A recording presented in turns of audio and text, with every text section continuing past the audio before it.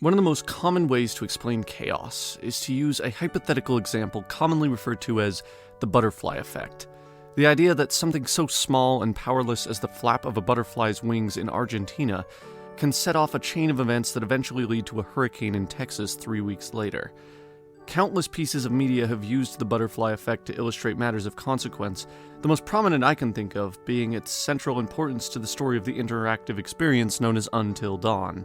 Ever since its release, the effect has remained a central idea to those who have experienced Until Dawn, to the point where you could argue that a discussion of chaos theory stemming from the butterfly effect isn't so much a discussion of true randomness as it is an exploration of the often large consequences to even the smallest of actions.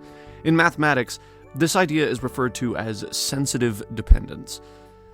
It's not that what's happening is random, just that the triggers for any given result are so minuscule and have so many different points of origin that they may as well be. By that definition, there has to be an explanation for everything. But man, sometimes it really does not feel like there is, especially in the study of fictional storytelling. When it comes to a story so seemingly imprecise and unfocused as the 2020 anime Gleipnir, a first viewing is likely to leave the viewer feeling lost in the search for cause and effect. It seems to give you answers without reason, showing actions without motive and characters who might seem clearly readable at first, only to have them pull a complete and unprompted 180 without so much as a hint of why they say or do what they do. Everything feels like it comes out of nowhere. Every new twist retcons the ideas it so clearly started out with. Under most normal circumstances, I would define Gleipnir as a complete disaster, or fumbling mess of a future diary clone. Given that the opening literally steals one of its shots from Mirai Nikki to the letter, I was content for a while to place my labels and avoid talking about Gleipnir altogether. But despite what I or anyone else experiencing the story might choose to think, Gleipnir is not random.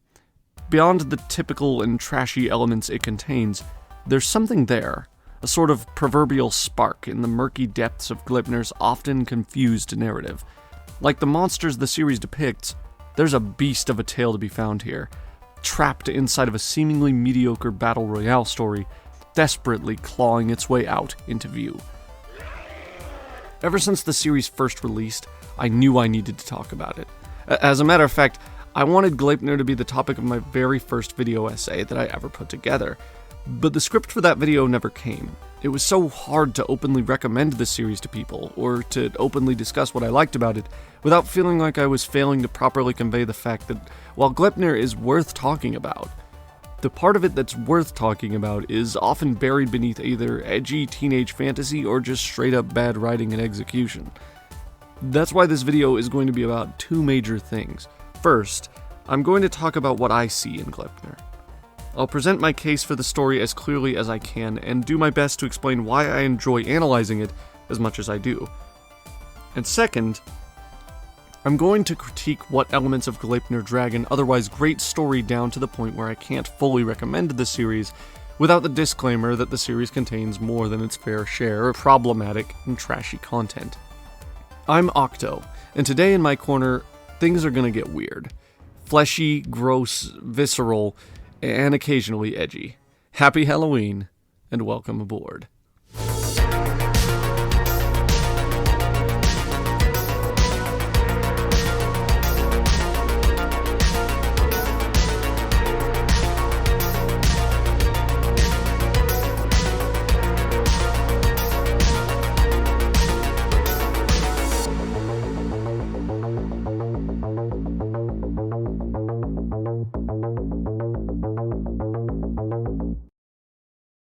Before we can discuss what about Gleipnir doesn't work, we need to discuss what working is for a story like this one, and why I bought into it to begin with.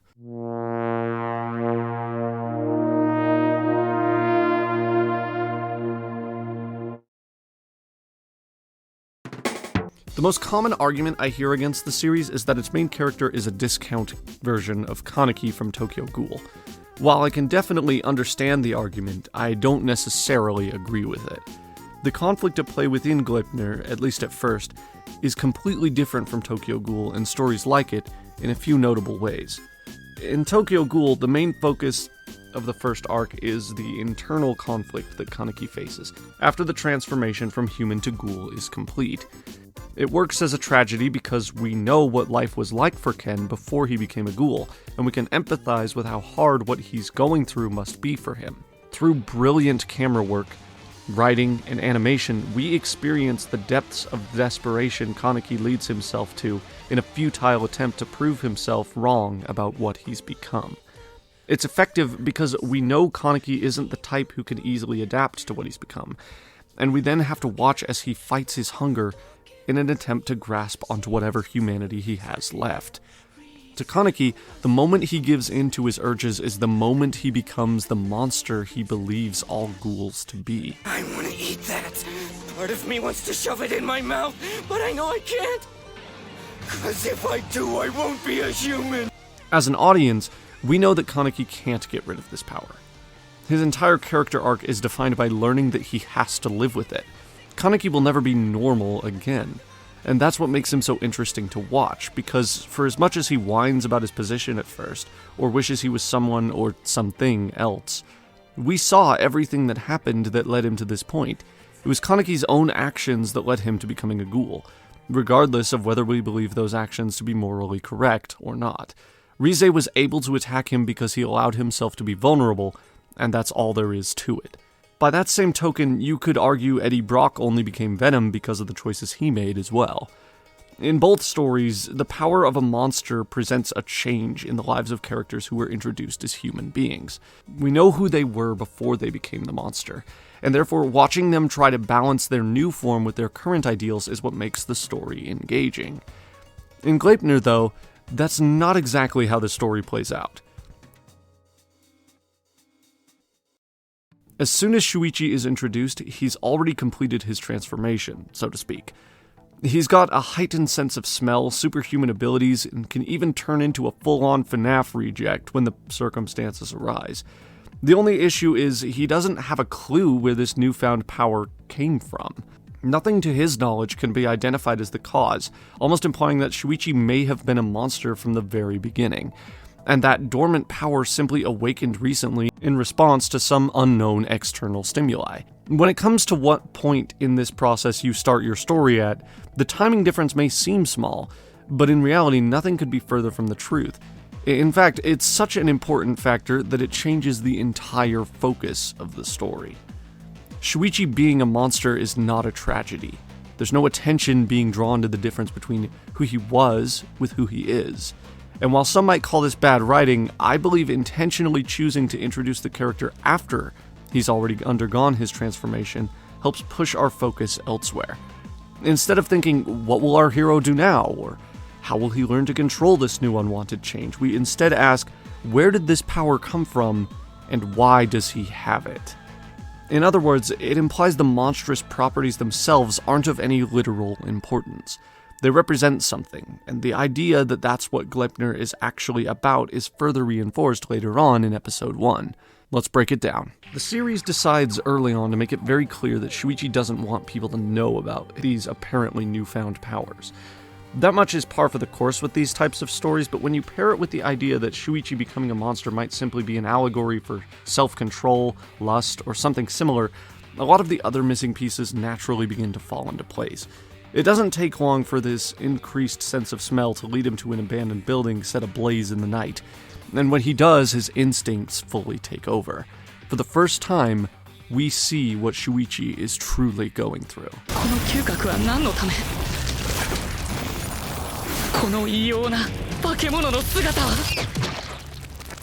It's not cool looking, like Venom or Kaneki. In fact, one could make the argument that it's downright silly, but that's exactly what makes it work. Shuichi isn't cool because of this. It doesn't give him an edge, it just makes him lose his focus, rely more on brute strength, and become more jumpy. Becoming a monster in this way isn't presented as a superpower or positive quality, but instead as a character flaw, something that must constantly be suppressed because it can't possibly be fully controlled. To take this example even further, let's look at what happens immediately after Shuichi saves the girl he happens to sniff out of the building.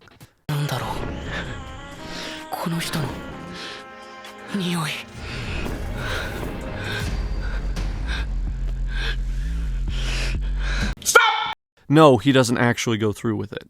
Be it through sheer moral willpower or something else entirely, Shuichi backs away from the girl he nearly violated, horrified, along with the audience, at what he was very clearly about to do. The show places very serious blame on Shuichi in this moment. It's not played off as the monster's fault in any way. It's very clearly his actions that are to blame, and his alone. This is where I really started to suspect that Shuichi being a monster wasn't being used in the typical way, because unlike every other series with a similar premise that I have ever seen, the idea that it isn't his fault is actively avoided. Whereas in most similar stories, circumstances shift the blame away from the main character to help their misconduct create a sense of empathy rather than a sense of disdain, Gleipnir boldly refuses to make this action redeemable, and in doing so makes the character of Shuichi an immediate target of audience ire. It's a risky move, and one that I have a hard time believing someone who was only out to write a simple knockoff of Tokyo Ghoul would have chosen to include, unless it's meant to reaffirm what has been being presented from the very beginning, that the monster Shuichi becomes is reflective of his flaws, and has been there from the very beginning. It didn't come from anything but himself, and now that he's reached a stressful point in his life, controlling his more sinister or animalistic urges is becoming harder and harder. Rather than learning to master the power, Gleipnir was starting to present the idea that the power itself wasn't coming from the right place and needed to be locked away as a result. The deplorable actions Shuichi had been inches from committing were inevitable if this monstrous alter ego was allowed to stay, making the power itself the series' antagonist. So what does the show do with that concept, you asked? Well, it almost immediately uses it to thicken the plot with the introduction of the very girl Shuichi saved that day, Clair Aoki.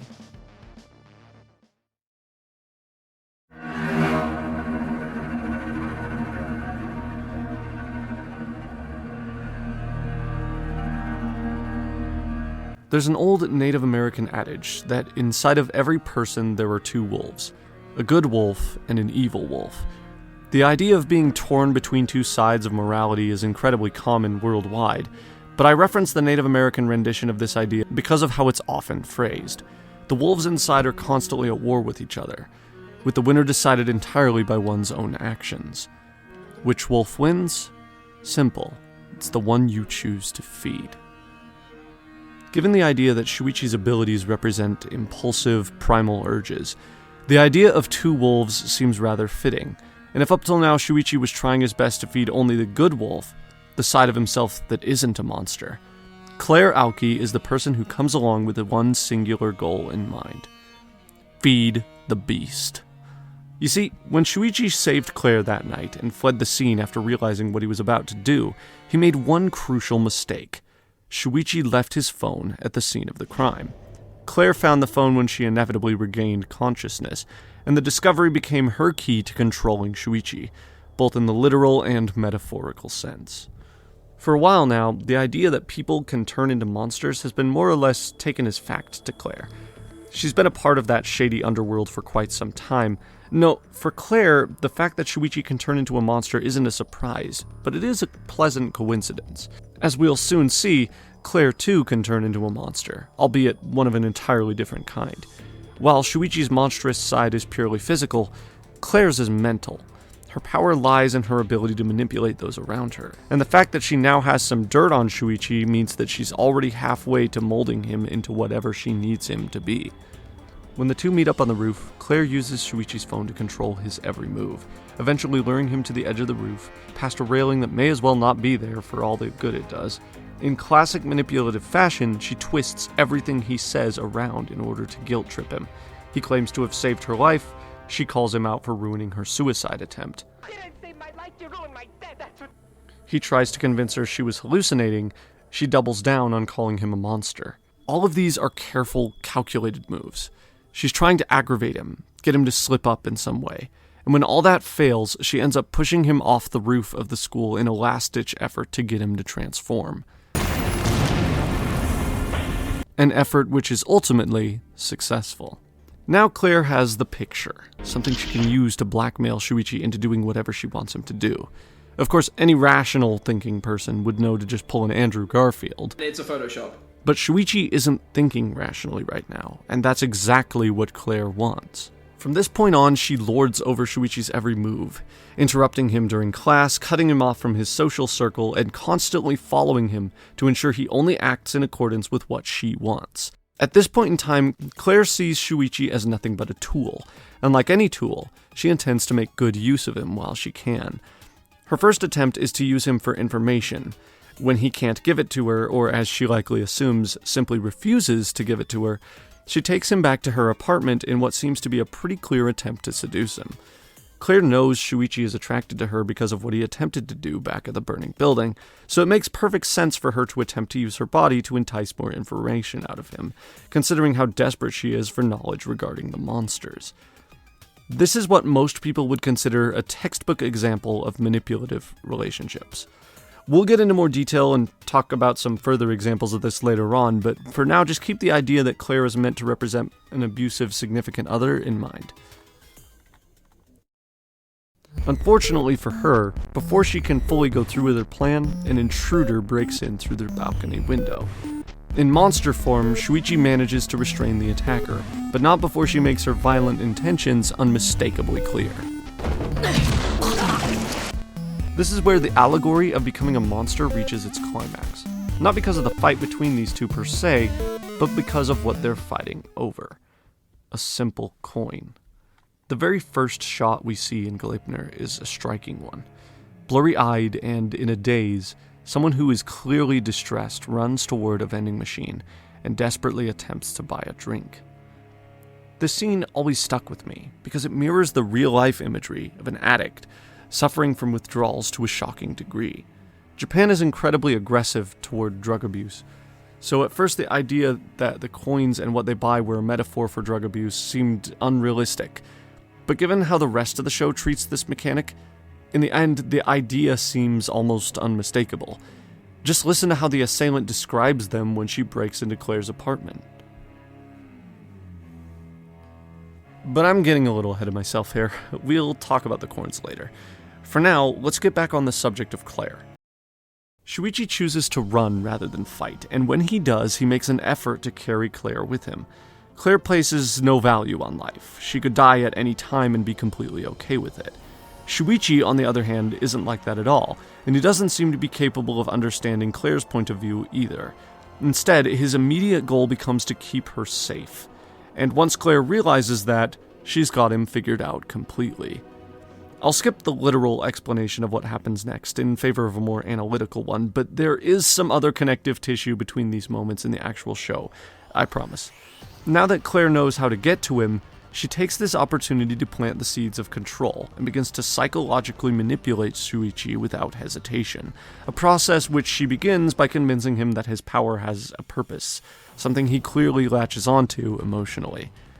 Clair has built up Shuichi's confidence in himself only to immediately tear it down, leaving him even more vulnerable than he already was. By telling him that he's hollow, devoid of purpose, she's created an opening. By then further telling him that he's hollow because he needs her to complete him, she's completely overtaken Shuichi's ability to think on his own. By tricking him into believing he can latch onto her, that she completes him in some way, Clair has effectively made Shuichi her slave. And it doesn't take long for her to use that dynamic to literally begin controlling him from the inside. I don't know how much more of a clear metaphor you can make for psychological manipulation than this. Clair is literally and metaphorically using Shuichi as a puppet. You can't make that up. There's obvious intent right there. I'm telling you, you can't do that on accident. But there's more to it than that, somehow. Later on in the story, Shuichi's moral compass begins to turn him away from his would-be master, but Clair isn't exactly keen on letting her monster puppet leave without a fight.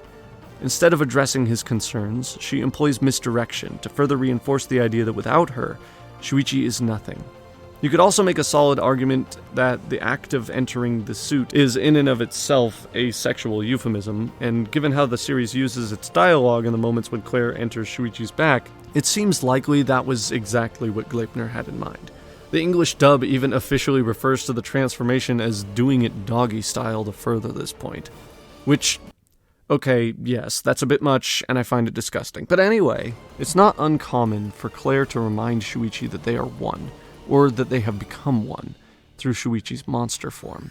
If we take the euphemism at face value, it isn't hard to come to the conclusion that Clair has used sexual connection to create a one-sided emotional bond with Shuichi, making him less likely to go against her wishes. This, by the way, is another form of manipulation often associated with psychologically abusive relationships. In that same vein, we can also piece together the broken pieces of Clair's past based on the discussion she has with her sister regarding her parents. I don't feel the need to go into full detail about that piece of the story here, but I know if I don't at least mention the fact that these traits are more or less inherited from both Clair's sister and her abusive parents, then somebody in the comments will inevitably rip me a new one. But anyway, back to the moment at hand. By this point in time, Clair has demonstrated power over Shuichi's physical body to a frightening degree. In one scene in particular, she proves she's able to physically stop him from grabbing a cup off the countertop. In her own words, so it should come as no surprise at all that she's already used her power over him to commit actual murder. However, when Shuichi refuses to use his power to kill anymore, it doesn't take long for Clair to begin manipulating him yet again. Her first priority is damage control.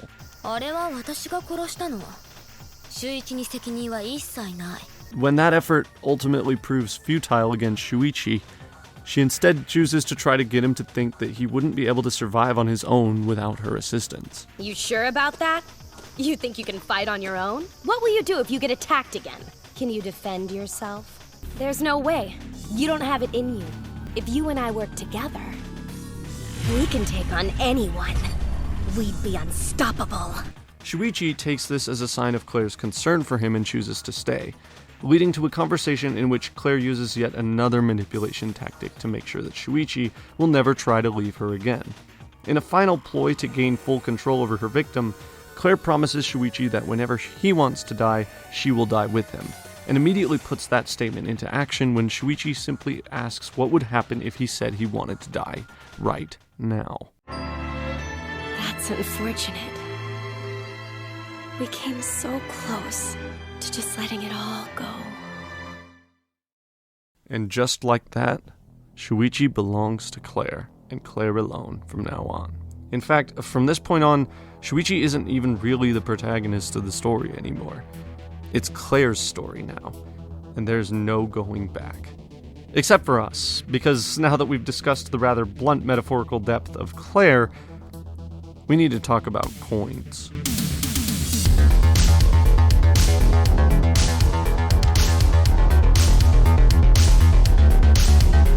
So yeah, the coins and what they purchase aren't subtle at all, but if I wasn't clear enough before, let me reiterate that the coins are obviously a stand-in for drugs. But to be more specific, the coins mean different things to different people. And while I'm not going to be talking about all of them here, I'd be nothing short of a fool if I didn't at least cover the most obvious one.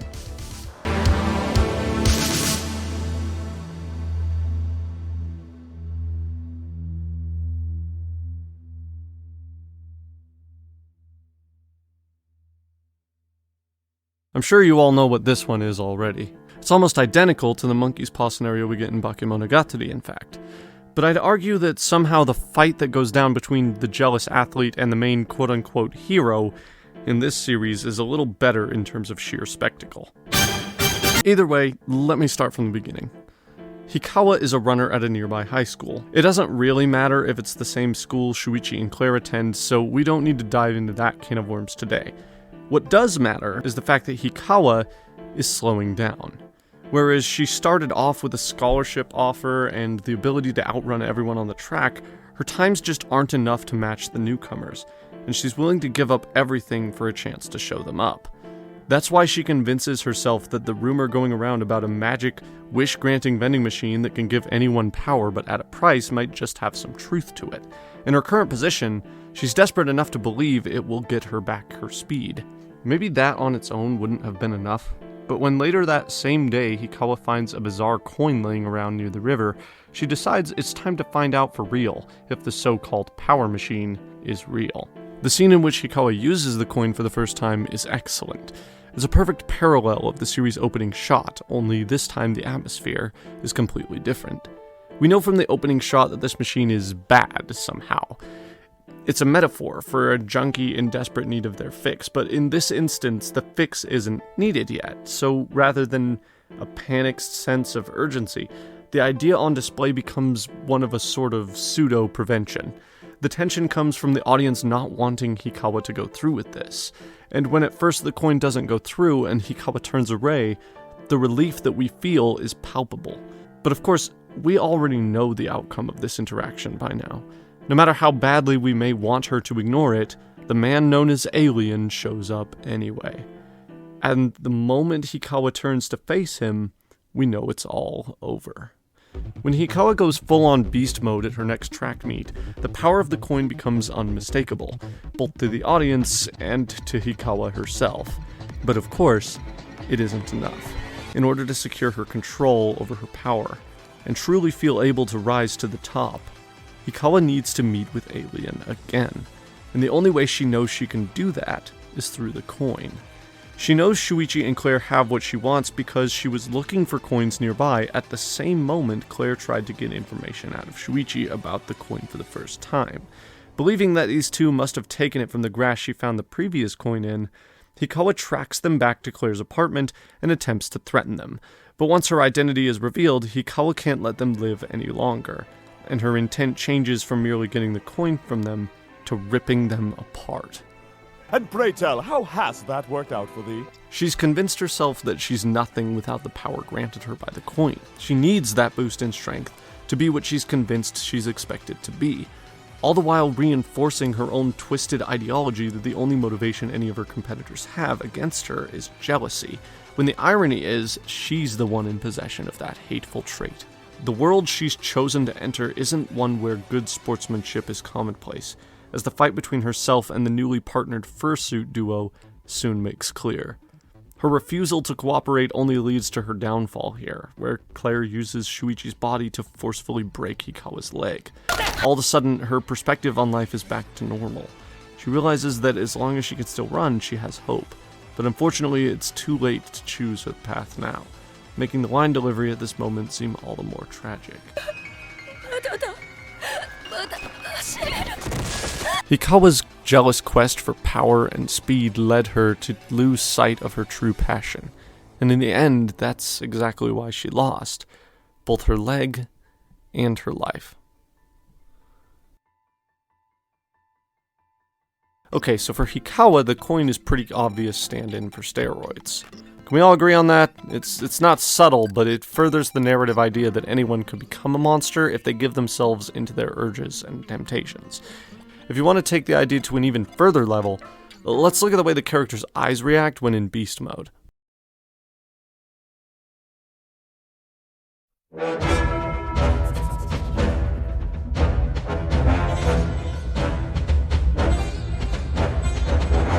Almost every time a character in Gleipnir goes beast mode, it's accompanied by a certain eye transformation.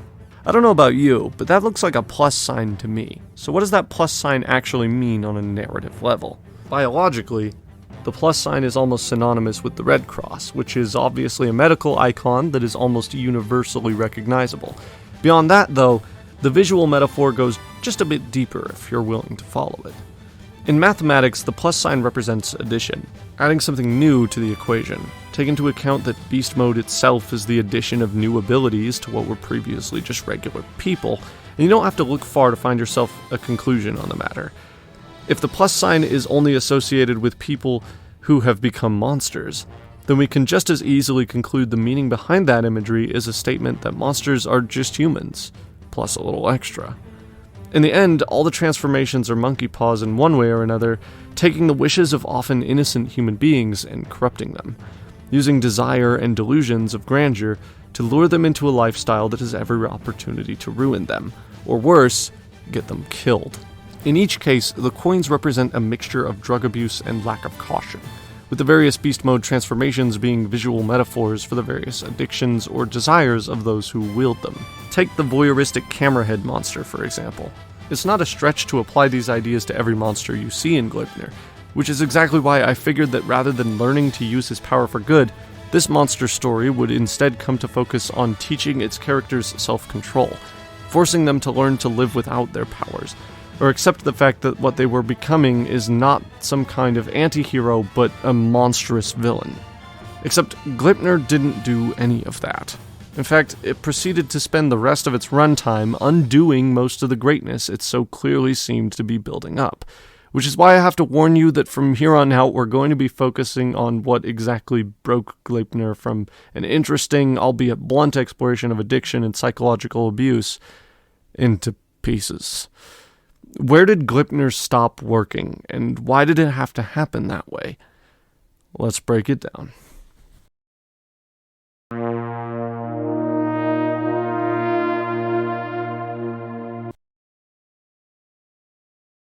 Around episode 5 or 6, Claire's manipulative tendencies seem to stop entirely. You can make the argument that after fighting alongside Shuichi enough times, she's just grown to develop feelings for him, but given the amount of evidence we have up till now supporting her emotional indifference, I have a hard time believing that's the case. At the very least, I don't think Claire's newfound attraction to Flesh Mecha Shinji was planned on the part of the mangaka. That's because from here on out, there's a few other disappointing directions the series goes in that make an equally low amount of sense. And when you put them all together, painting a picture of what really happened becomes less a question of artistic integrity and more an issue of outside interference. However, before we talk about any of that, I need to make it clear that all I have to back this idea up is purely circumstantial evidence, and that it's only my theory on what happened, as finding any actual sources when it comes to Gleipnir is incredibly difficult. With all that out of the way, let's talk about where I believe the original Gleipnir died.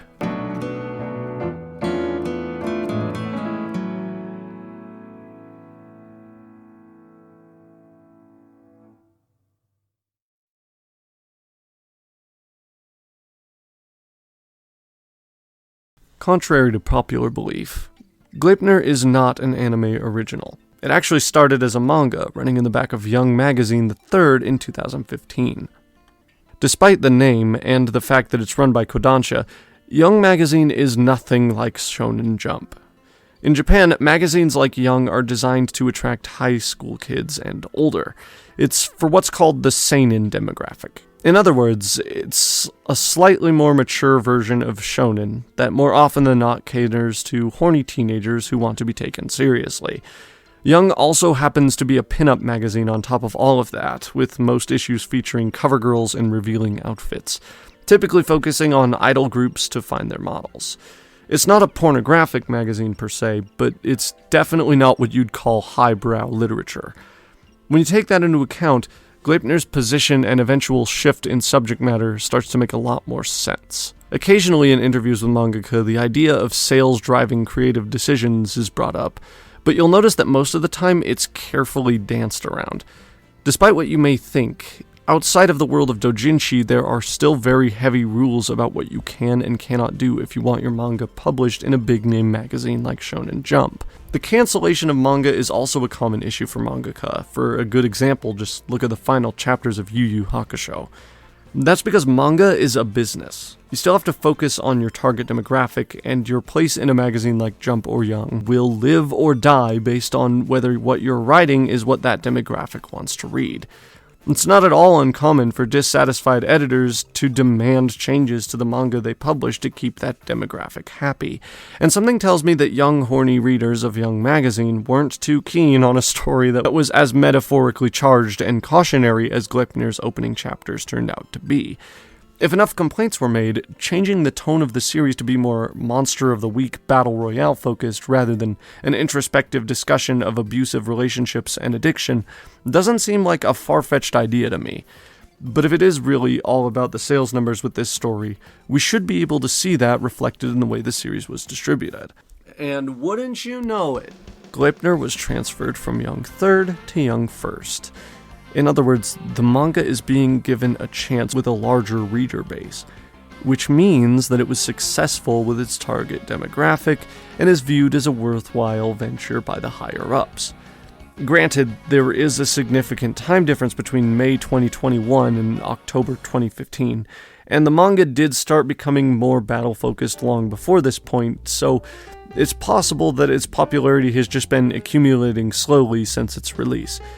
That being the case, I suppose I have to chalk the idea of editor or magazine interference up to wishful thinking and speculation, especially since, despite my research, I wasn't able to find a single interview with the mangaka. So in all honesty, I can't say I have a definitive answer to the sudden shift in atmosphere, aside from the suggestions I've already given. So, why am I so convinced that the story was changed from its original course at all? Well, the answer to that is kinda simple. It's because if it didn't, then that can only mean that Clair was supposed to be in love with Shuichi all along, and if that was the goal this whole time, holy crap did it fail spectacularly. My biggest problem with Gleipnir in the end is that it almost seems bipolar in nature. So much time and effort is clearly being put into creating the feeling that Clair is the antagonist, and that the story will be about Shuichi learning to stand up to her and live without her. But even in the manga, that never really happens. If anything, the story consistently rewards Shuichi for staying faithful to Clair, and given the way she treated him in the beginning, you'd think that at the very least, she would have to apologize to him for using him at some point in the story. But no, Clair doesn't really ever face any sort of consequences for the serious levels of abuse that she puts Shuichi through. The most we get is when Chihiro calls her out for it toward the end of the initial Battle Mountain arc, but that's it. Granted, Chihiro does call back to the original idea by pointing out the issues with staying faithful to Clair on multiple occasions, and it is equally satisfying every time she does it, but that doesn't change the fundamentally flawed message I'm seeing unfold in the depiction of Clair and Shuichi's relationship. I'm sorry, but I cannot condone a series that says it's okay to stay dormant and submissive in an abusive relationship. It is not, and everyone has a right to know that. Again, granted, Clair does change and begin to act like she actually cares for Shuichi, but because this change is almost completely unprompted and happens without any sort of accompanied developmental moments for her, it comes off as a complete retcon to her character, and is not once ever addressed again. Maybe my problem with Gleipnir isn't that it wasn't what I was expecting, or didn't explore what I felt it should have. Maybe instead my problem with Gleipnir is that it sent a clear message about what it was trying to communicate through its direction, writing, and visuals, and then tried to tell its audience that its actual intent was the literal opposite of that. That's not to say that everything about Gleipnir is broken beyond episode 5. We still get at least an attempt at meaning through how the various powers and monster forms relate to each of the characters. But in almost every case, the level of depth is nowhere near what it was toward the beginning, and the dynamics between characters never again reach the level of intrigue or importance that the meaning of the series initially had. It loses you rather quickly beyond this point, and if you, like me, were invested in seeing Gleipnir explore more of these topics using monstrous transformations and visceral, graphic imagery to accent how dangerous they can be when misunderstood or ignored, then you're going to be incredibly disappointed with the remainder of the series. That's because after exploring this level of introspection while also forcing those involved to be secretive about how they find coins for a while, Clair and Shuichi head to the mountains in search of answers. And the moment they get there, everything Gleipnir was so carefully building comes crumbling down right alongside the pacing. Just leave it on this right here. Yeah, leave it on this, because this sums up this perfectly. A guy and a girl sitting chatting, nothing happening. This whole thing, it's like an epic blue balls waste of time. Hope you like slowly finding and fighting other monster people with no witnesses or consequences, because that's all there's going to be from now on until the very end of the season. Oh, and don't worry, we'll be coming back to this place later on in the manga, where we'll waste even more time doing meaningless battle tournaments. Does any of this inspire character development or raise the stakes? No. Do we get to explore more deep flaws that manifest in the form of monster forms? No. Do we have any more drug allegories to talk about? No. Unfortunately. Gleipnir has decided it's going to pretend to be Demon Slayer now, and you're going to have to care about all the characters it's decided are the good guys, which means that Clair can't be the antagonist anymore. I am completely and totally baffled about what on earth Hiromitsu Takeda was thinking when he took the series in this direction. Occasionally, you get some hint about Alien or his spaceship, but compared to the slick writing and tight pacing of the first few episodes, this is just unimaginably boring to watch. It's just pointless ego fight after pointless test of strength, and I've seen that premise so many times before.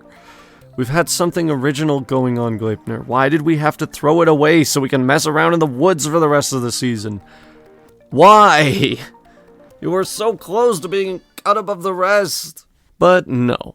Instead, Gleipnir is content to let its originality crack and crumble into your typical shonen-style supernatural battle setup. And while there are definite standout moments here or there, mostly in terms of character design... Oh my god! Look at that! Yes! Yes! It's like a praying mantis, but like the Grim Reaper! That is so good! This looks like something out of one of the later parts of JoJo, and I am into it. Oh! Yes! Yes! Dios mío! Estoy duro! I can feel it in my pants! Soundtrack or animation, none of it comes close to getting me back into the story the way that initial hook so effortlessly managed to do. And just to clarify, I'm not disappointed that the story went in a direction I wasn't expecting. I'm just upset that they chose to throw away their characters and metaphorical genius in order to do it. Goodbye consequences. Goodbye moral undertone. Goodbye to having any point at all. What difference does it make if Shuichi is a monster when no one outside of the monsters themselves stand to get hurt by his actions? What was the point in placing the blame on Shuichi from the start if you never had any intention of taking that idea anywhere? I'll say it here, because ever since this show came out, it's been on my mind. Gleipnir is broken. It's a narrative mess that decided to forsake having actual characters and growth in favor of a typical supernatural battle story that's too afraid of its audience to bother taking any sort of meaningful risks. And that's infuriating, because we could have had so much more. We could have had something fantastic, and through the cracks of that masterfully crafted beginning, what we could have had is just visible enough to make it feel worthwhile to explore what Gleipnir really is. And now, having said all that, allow me to ask you one more question. When you look at the cracked remains of what is Gleipnir's final appearance, what is it that you see? Is it a brilliant take on abuse and addiction that was eventually drowned out by its literal events at the behest of a magazine editor? Or could it be that I've missed the point entirely? Am I wrong about what Gleipnir was trying to be?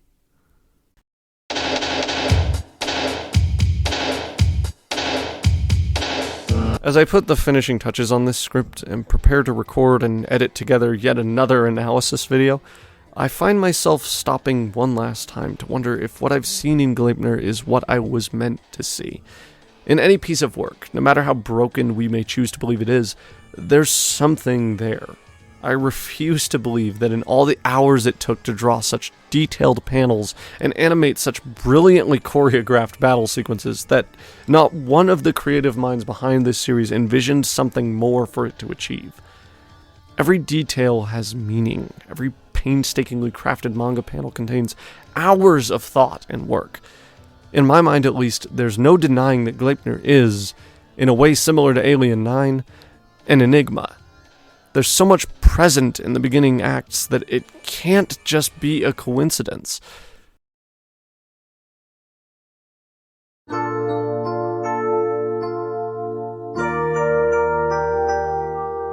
To tie things together nicely here at the end, I find myself back on the topic of chaos.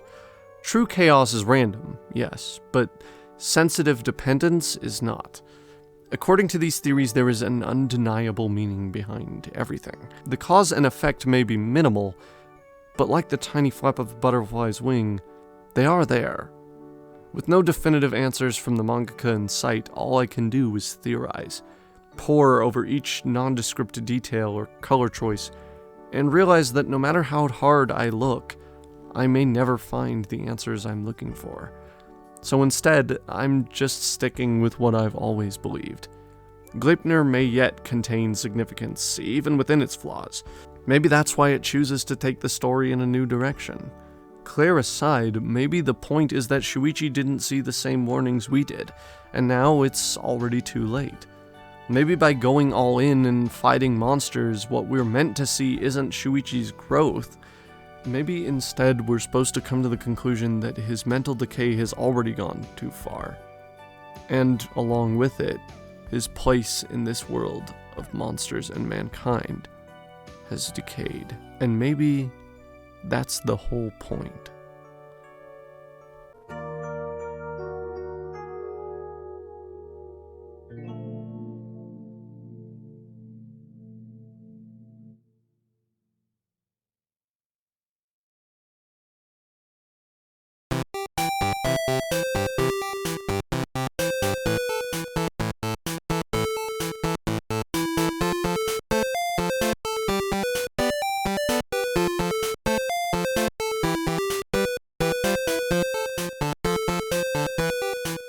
Oh, and before I forget, I have one last statement to make about Gleipnir. And unlike the rest of this video, I have a feeling that it's a statement that everyone who has seen this show can agree on, regardless of what they thought of the series.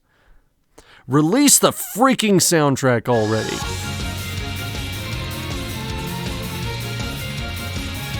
Hey everyone, thanks for watching my video on Gleipnir that absolutely nobody asked for.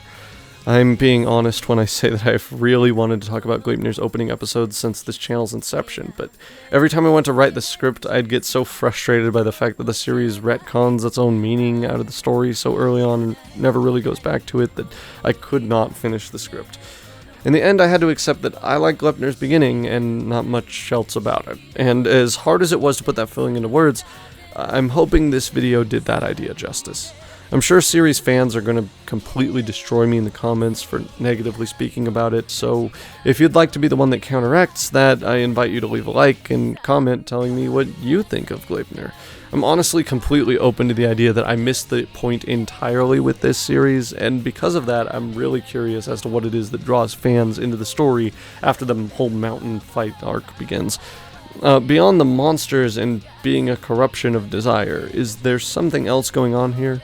Or am I just completely insane? Either way, next video is probably going to be a deep dive on Wonder Egg Priority, and I'm actually going to be revisiting that 40-minute special to do it as well. Till then, I'm Octo, and thanks for joining me here in my tiny little corner of the internet. Bye!